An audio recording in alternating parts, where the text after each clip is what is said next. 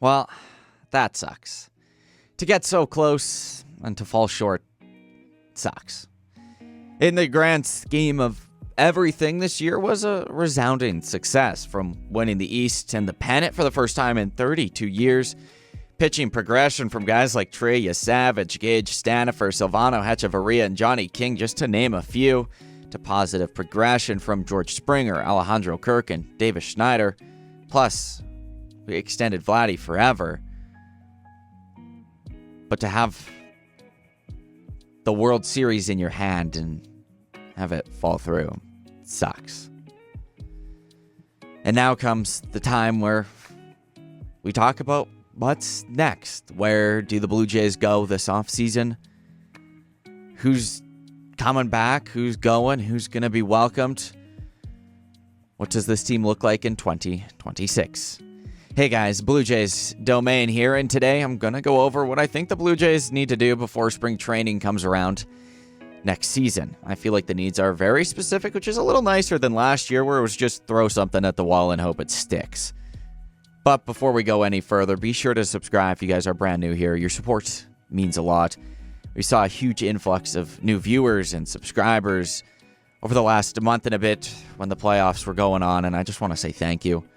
And let's keep it going, I guess. Now, let's get into the video. Here are the key free agents. We got Bo Bichette, Shane Bieber, because he's going to opt out. I don't see him not opting out. Sir Anthony Dominguez, Chris Bassett, and Max Scherzer. Those are the ones that I'm like, yeah, everyone else is kind of, they exist. Let's address the holes. Shortstop's an obvious one with no Bo Bichette. Jimenez can fill the role, but I like him better at second base. There's also a hole in the rotation, maybe two spots, and an open bullpen spot or two. So there's stuff that we need to do, but it's very niche, which is nice. The first order of business is a Bo Bichette extension. There's no ifs, ands, or buts about this. I was sitting at 7 years, but I genuinely think they could go up to 10. I had 7 at 175. That's 25 a year, which is fair. That's like a Marcus Semien deal. I think that's exactly what Semien signed. If they go 10 years, it could go 10 years, 225. That's 22 and a half a year. That's closer to what Willy Adames got in AAV. So, I mean, you either go higher AAV, shorter term, longer term, lower AAV. That has to get done. That would show a normal lineup of Springer, Nathan Lucas, or Davis Schneider, Vladdy, Bo, Kirk, Barger, Santander, Varsho, or Jimenez/Clement. I'm not sure if the Jays even re-sign Shane Bieber, and I'm not saying that because he gave up the winning run. I just don't know if he's as much of a priority as like a Bo Bichette would be. Also, there's like a billion other starters on the market, like high-end starters as well, and I'd honestly rather just see them target higher velo starters, like, guys who are pumping, 96, 97. I could see them signing Dylan Cease to replace Shane Bieber to be like the 2 or 3, probably slot him behind Gausman. At first, I had Gallen on a short-term deal, but after this year, man, I don't know how they just go all out. I'd also love to see the Jays grab Tatsuya Imai, a hard-throwing pitcher from Japan. He was sitting 94 to 96 and peaked at 99. I think he comes over as a normal free agent, kind of like Yamamoto did, but I could be wrong in that. This would give the Jays a rotation of Kevin Gausman, Dylan Cease, Trey Savage, Jose Barrios, Tatsuya Imai. Again, don't get too bent out of shape on the order of the rotation. I'm just throwing names on there. The depth options after that are Eric Lauer, Adam Macko, Jake Bloss, Ricky Tiedemann, and Bowden Francis. For the bullpen, I wonder if, Nick Sandlin and Jimmy Garcia coming back kind of alleviates the bigger need. Like you could walk a Dominguez out and be comfortable with Garcia taking it over. They probably leaves more of the bullpen moves to be waiver pickups. I personally would love Dominguez back on this team. Again, I'd prioritize velo.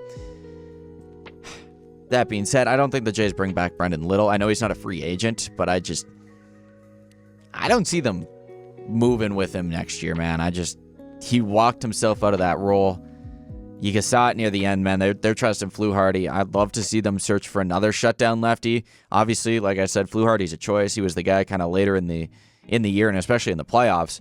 But I'd like to see them sign or trade for one. This, free agents who are lefties who have high velo in the bullpen. AJ Minter, Gregory Soto. I don't really have a trade one that comes to mind yet, but that can change as the offseason advances. One of the more intriguing things of the offseason for the Blue Jays, and I think for fans to just kind of look out for, the depth of the outfielders, man. Like, it's, you got Santander, Varsho, Barger can play in the outfield. You got Lopervito, Miles Straw, even George Springer if you had to. Davis Schneider was out there a little bit. I wonder if they move a Lopervito to get a young, controllable, high velo bullpen arm, or in a trade for a front-end starter.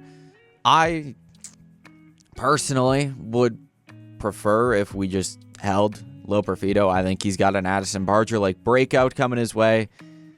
But I also understand moving him and just getting a dude, Other players I think the Jays will target or have interest in or rumored or whatever the heck the Twitter stuff is going to be this year. Cody Bellinger, Alex Bregman, Kyle Tucker, Gleyber Torres, Ranger Suarez, Zach Gallen, Framber Valdez, and Michael King.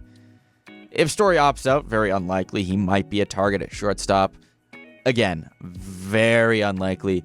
No Pete Alonso, man. It's not making sense this year. Not with what they have. They need something else.